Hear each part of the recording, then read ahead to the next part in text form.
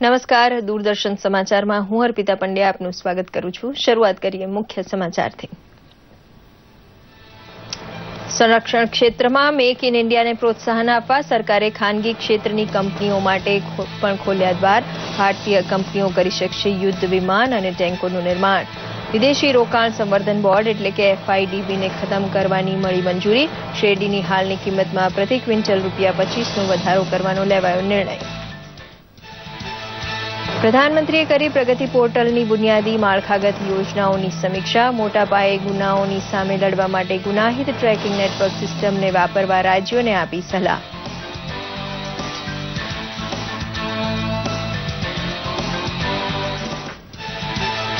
ભૂકંપ પછીના કચ્છનું નવસર્જન ખરેખર તો જનશક્તિના યોગદાનનો ઉત્તમ દાખલો હોવાનું કહે છે મુખ્યમંત્રી. ગાંધીનગરના આંગણે ખુલ્લું મુકાયું સાર્ક ડિઝાસ્ટર મેનેજમેન્ટ સેન્ટર.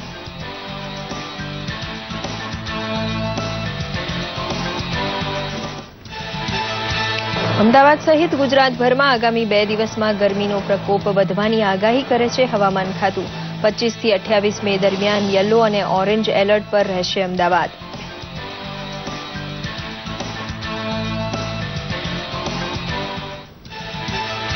અને વિરાટ કોહલીના નેતૃત્વમાં ટીમ ઇન્ડિયા ચેમ્પિયન્સ ટ્રોફીમાં ભાગ લેવા લંડન માટે થઈ રવાના. આત્મવિશ્વાસથી ભરેલા કેપ્ટન કોહલીએ આ વખતે પણ ટ્રોફી જીતવાની વ્યક્ત કરી આશા.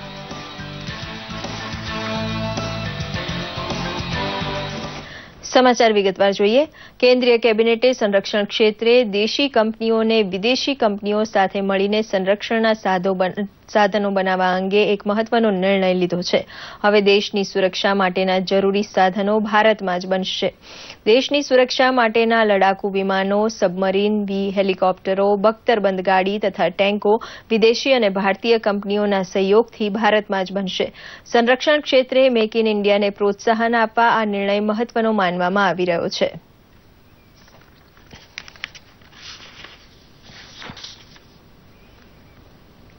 કેન્દ્રીય કેબિનેટની બેઠકમાં ઘણા જ મહત્વના નિર્ણયો લેવામાં આવ્યા હતા, જેમાં શેરડીના ખેડૂતોને શેરડીની કિંમતમાં ₹25 પ્રતિ ક્વિન્ટલ વધારવાની મંજૂરી આપવામાં આવી હતી.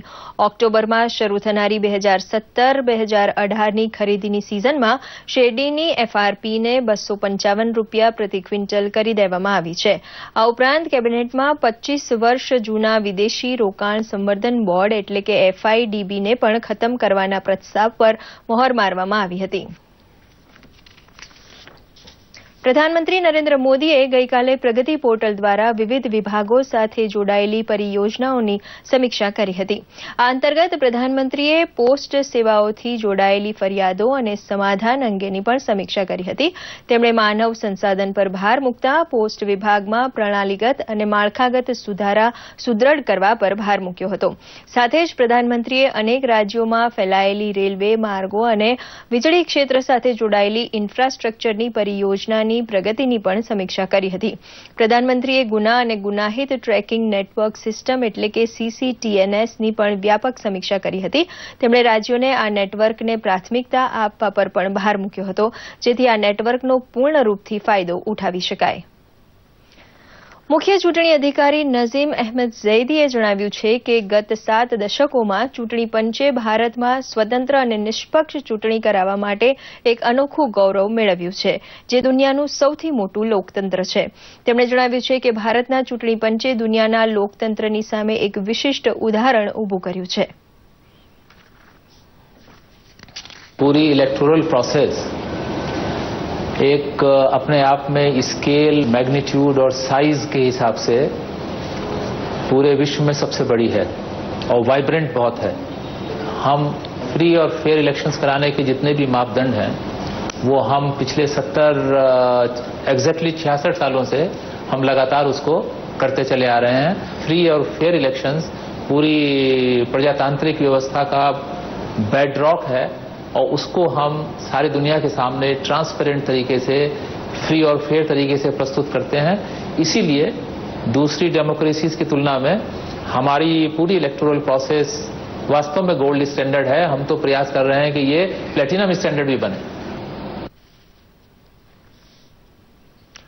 મુખ્યમંત્રી વિજય રૂપાણીએ કહ્યું છે કે 2001ના ભૂકંપ પછી કચ્છનું બેનમૂન પુનર્નિર્માણ થયું તેને જનશક્તિનું સામર્થ્ય કહી શકાય. ગાંધીનગરમાં બનેલા સાર્ક ડિઝાસ્ટર મેનેજમેન્ટ સેન્ટરને ખુલ્લું મૂકતા તેમણે આમ જણાવ્યું હતું. તત્કાલીન મુખ્યમંત્રી નરેન્દ્ર મોદીની બાહોશ દોરવણી હેઠળ કચ્છમાં થયેલી કામગીરી એશિયાનું સૌથી મોટું પુનર્નિર્માણ કાર્ય હોવાનું બિરુદ પામ્યું છે. કુદરતી આફતની આગાહી તથા રાહત બચાવમાં સ્પેસ ટેકનોલોજીની ભૂમિકા વિશે એક કાર્યશાળા યોજાઈ છે, જેને પણ મુખ્યમંત્રીએ ખુલ્લી મૂકી હતી. સાર્ક દેશમાંથી આવેલા 20થી વધુ તજજ્ઞ આ કાર્યશાળામાં ભાગ લઈ રહ્યા છે. ડિઝાસ્ટર મેનેજમેન્ટ માટે ગુજરાતની કામગીરીની સૌએ આ પ્રસંગે પ્રશંસા કરી મુસીબત સમયે મદદરૂપ બનવાનો ગુજરાતી ગુણ તમામ સાર્ક દેશની શાબાશી પામ્યો છે.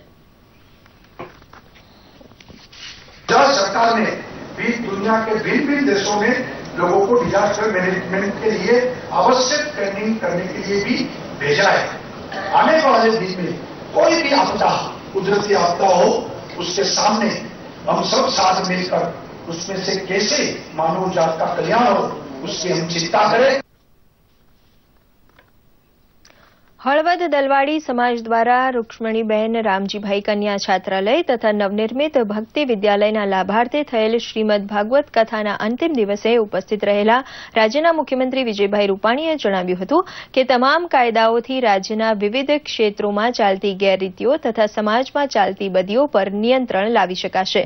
તેમણે ગરીબી, બેકારી, ભ્રષ્ટાચાર મુક્ત ગુજરાતના નિર્માણનું વચન રાજ્યની જનતાને આપ્યું હતું. આ ભાગવત કથામાં ગીર અને કાંકરેજ ઓલાદની ગાયોના સંવર્ધન માટે દરેક તાલુકામાં નંદીઘર સ્થાપવાની પણ જાહેરાત કરી હતી.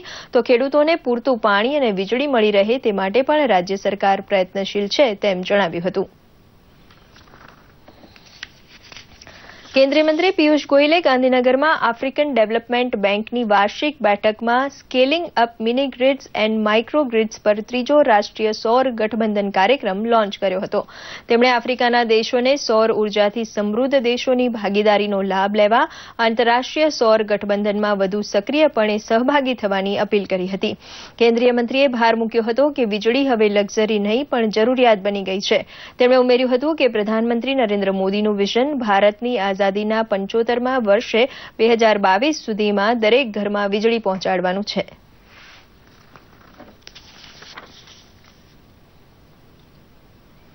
ગાંધીનગરમાં પહેલી બાર આફ્રિકન ડેવલપમેન્ટ બેંકની મીટિંગ થઈ. એટલી હાઈ લેવલ મીટિંગ્સ થઈ, એટલી એન્ગેજમેન્ટ થઈ, એટલે નવા નવા વિષયો પર વાત થઈ છે ગાંધીનગરમાં, ગુજરાતમાં, ભારતમાં. અને મને લાગે છે આ મહાત્મા મંદિરનું સૌભાગ્ય છે કે અમે હવે ઇન્ટરનેશનલ ફોરા ઉપર અમારી પહેચાન થઈ છે, અમારો નામ, ભારતનું નામ રોશન થાય છે. આફ્રિકા અને ભારતના બહુ ગહેરા સંબંધ છે, બહુ ઘનિષ્ઠ સંબંધ છે અને આ સંબંધોને અમે નઈ ઊંચાઈઓ તક પહોંચાડવા માટે પ્રયત્નશીલ છે. નરેન્દ્ર મોદીજી કાલે અહીંયા ઇનોગ્રલમાં વાત કીધી કે આફ્રિકા અને ભારતના સંબંધ દો ભાઈઓ જેવા સંબંધ છે. અમદાવાદ શહેરમાં છેલ્લા 2 દિવસથી વરસાદી ઝાપટા બાદ ફરી એકવાર શહેરીજનોએ તીવ્ર ગરમીનો અનુભવ કર્યો હતો. અમદાવાદમાં ગરમીનો પારો 41થી ઉપર રહ્યો હતો, જ્યારે રાજ્યના અન્ય ભાગોમાં પારો 42થી પણ ઉપર પહોંચ્યો હતો. અમદાવાદ શહેરમાં છેલ્લા 2 દિવસ દરમિયાન કમોસમી વરસાદ વરસ્યા બાદ ફરી એક વખત મહત્તમ તાપમાન 43થી 44 ડિગ્રી સુધી પહોંચવાની આગાહી કરાઈ છે. 25 મેથી 3 દિવસ માટે યલો એલર્ટ જાહેર કરવામાં આવ્યું છે, જ્યારે 28 મેના રોજ મહત્તમ તાપમાન 44 ડિગ્રી પર પહોંચવાની આગાહી સાથે ઓરેન્જ એલર્ટ જાહેર કરાયું છે. મ્યુનિસિપલ હેલ્થ વિભાગ અને હવામાન વિભાગ અમદાવાદ તરફથી આગામી 25 મેથી 27 મે સુધી અમદાવાદ શહેર માટે યલો એલર્ટ અને 28 મે માટે ઓરેન્જ એલર્ટ જારી કરાયું છે. અને દર્શક મિત્રો, હવે જોઈએ કેટલાક મહત્વના સમાચારો સંક્ષિપ્તમાં.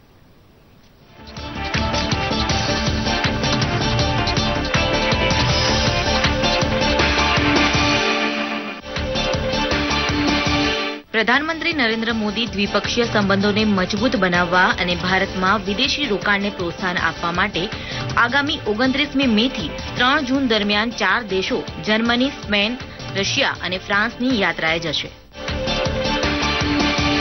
ગત કેટલાક દિવસોમાં ઉત્તર પ્રદેશના સહારનપુરમાં થયેલી હિંસક ઘટનાઓને ધ્યાને રાખી શહેરના અનેક વિસ્તારોમાં સોશિયલ મીડિયા પર પ્રતિબંધ. ઉત્તર પ્રદેશ સરકારે જિલ્લાના ડીએમ અને એસએસપીને હટાવ્યા. ડીઆઈજી અને અન્ય ઉચ્ચ અધિકારીઓ પર પણ વરસી સરકાર. રેટિંગ એજન્સી મૂડીઝે 30 વર્ષમાં પ્રથમ વખત ચીનની લોંગ ટર્મ લોકલ અને વિદેશી કરન્સી રેટિંગને હટાવ્યું. એજન્સીએ દુનિયાની સૌથી મોટી અર્થવ્યવસ્થામાં યોજનાબદ્ધ સુધાર કાર્યક્રમ ધીમો હોવાની વ્યક્ત કરી શંકા. એક પાકિસ્તાની નાગરિક પર ડરાવીને લગ્ન માટે મજબૂર કરાવવાનો આરોપ મૂકનારી ભારતીય યુવતી ઉજમાના ભારત પરત ફરવાનો રસ્તો થયો સાફ. ઇસ્લામાબાદ હાઈકોર્ટે ઉજમાને પોતાના વતન ફરવાની આપી મંજૂરી. અમેરિકાના રાષ્ટ્રપતિ ડોનાલ્ડ ટ્રમ્પ શાસને ન્યૂ સિલ્ક રોડ ફરીથી શરૂ કરવાની કરી જાહેરાત. આ યોજનાની જાહેરાત જુલાઈ 2011માં અમેરિકાના તત્કાલીન વિદેશ મંત્રી હિલેરી ક્લિન્ટને એક ભાષણ દરમિયાન કરી હતી. બ્રિટનના માન્ચેસ્ટર કોન્સર્ટ આતંકી હુમલામાં ગઈકાલે વધુ 2 લોકોની થઈ ધરપકડ. અત્યાર સુધીમાં કુલ 5 લોકોની કરાઈ છે ધરપકડ. સોમવારે થયેલા હુમલામાં 22ના થયા હતા મોત. ઇન્ડોનેશિયાની રાજધાની જકાર્તામાં બસ સ્ટેશનમાં થયો આત્મઘાતી હુમલો. 3 વ્યક્તિના નિપજેલા મોતમાં એક પોલીસ કર્મી પણ સામેલ. ભારતે ઓસ્ટ્રેલિયાના ગોલ્ડ કોસ્ટમાં રમાયેલી સુધીરમન કપ બેડમિન્ટન ટુર્નામેન્ટ 2017ના ક્વાર્ટર ફાઇનલમાં જગ્યા કરી નિશ્ચિત. વર્ષ 2011 પછી ભારતીય ટીમે નોકઆઉટમાં પ્રવેશ કર્યો હોય તેવો પહેલો પ્રસંગ.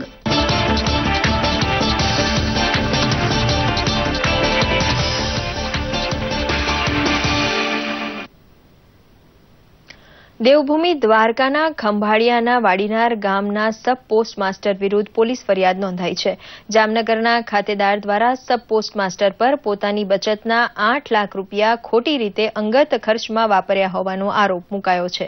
કેન્દ્ર સરકાર હસ્તકની પોસ્ટ ઓફિસમાં ફરિયાદી હસમુખભાઈ ડાભીએ 8 લાખ રૂપિયા જમા કરાવ્યા હતા, પરંતુ સબ પોસ્ટ માસ્ટરે આ રકમ પોતાના સરકારી રેકોર્ડ ઉપર જમા લેવાને બદલે પોતાના અંગત ઉપયોગમાં લઈ લીધી હતી અને ખાતેદારને છેતરવા માટે ખોટી પાસબુક બનાવી ઉચાપત કર્યાનો આરોપ મુકાયો છે. હાલ પોલીસે આ અંગેની ફરિયાદ દાખલ કરી આગળની કાર્યવાહી હાથ ધરી છે. જે કોઈ જમા કરાવવા આવે બેલેન્સ એને સહી સિક્કા કરી દઈએ બુકમાં અને પૈસા લઈ લઈએ અને સરકારમાં જમા કરાવતા નહીં. એ રીતે કરતા 8 લાખની ઉચાપત એને કરવાનું ખુલવા પામેલ છે ને એ બાબતની ફરિયાદ દાખલ થઈ છે. હાલ એની તપાસ ચાલુ છે અને દસ્તાવેજી પુરાવા બધા એકઠા કરી અને આગળની કાર્યવાહી કરી ધરપકડ કરવાની બાકી છે. હાલ તપાસ ચાલુ છે. રાજ્યમાં હાલ ઉનાળુ વેકેશન ચાલી રહ્યું છે, ત્યારે આવા સમયે જામનગરમાં થિયેટર પીપલ જામનગર સંસ્થા દ્વારા નાટ્ય શિબિરનું આયોજન કરવામાં આવ્યું હતું. આ નાટ્ય શિબિરમાં 70 જેટલા બાળકો 14 વર્ષથી ઉપરના અને 100 જેટલા બાળકો તેનાથી નાની ઉંમરના જોડાયા હતા. બાળકોને નાટકને લગતી માહિતીની સાથે નાટકો કેવી રીતે ભજવવા અને તેમનામાં રહેલી પ્રતિભાને બહાર લાવવા સહિતની માહિતી આપવામાં આવી હતી. મહત્વનું છે કે થિયેટર પીપલ દ્વારા છેલ્લા 20 વર્ષથી આવી શિબિર યોજવામાં આવે છે અને પ્રેક્ટિકલી બાળકોને નાટક શીખવવામાં આવે છે, જેનો મોટી સંખ્યામાં બાળકો ઉત્સાહપૂર્વક લાભ લે છે.